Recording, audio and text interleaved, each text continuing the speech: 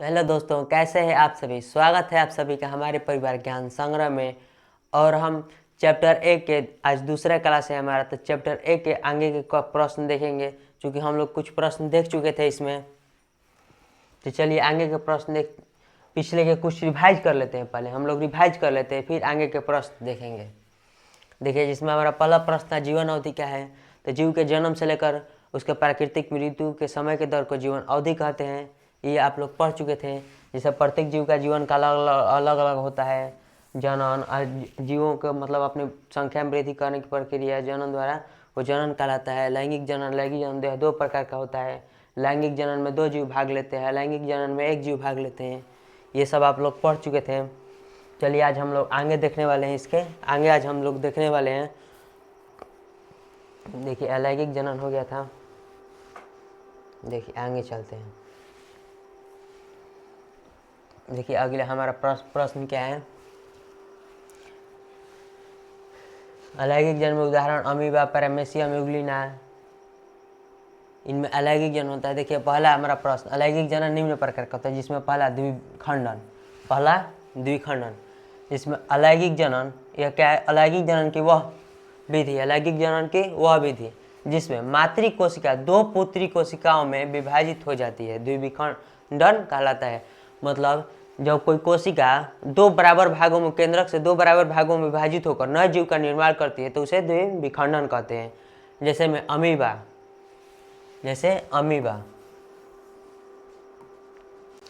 ये क्या होता है, केंद्रक से 2 भागों में विभाजित हो जाता है और एक नई कोशिका का निर्माण करता है। ठीक ना। 2 भागों में क्या होता है, 2 भागों में विभाजित हो जाता है और 1 से 2 जीवों का निर्माण होता है, जिसे द्विखंडन कहते हैं। ठीक, जैसे अमीबा, पैरामीशियम, यूग्लिना। ठीक, जिसे ये द्विखंडन के उदाहरण है। चलिए अगला बहुखंडन। अगला क्या है, बहुखंडन।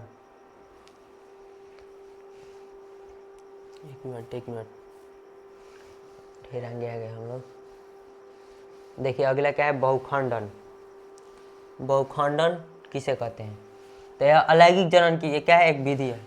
अलैंगिक जनन की क्या है, एक विधि है, जिसमें मातृ कोशिका का शरीर बहुत सी पुत्री कोशिकाओं में विभाजित होकर, मातृ कोशिका का शरीर बहुत सी मतलब 3 या 3 से अधिक पुत्री कोशिकाओं में विभाजित होकर नए जीव का निर्माण करती है। क्या करती है, नए जीव का निर्माण करती है। उसे क्या कहते हैं, उसे बहुविखंडन कहते हैं, बहुखंडन कहते हैं।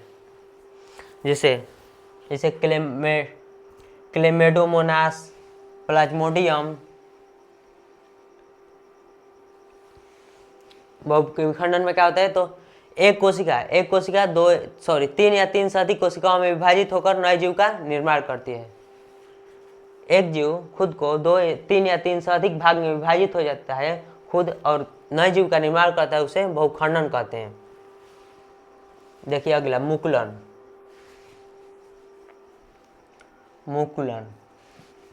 मुकुलन में क्या होता है कि कोई जीव हो गया।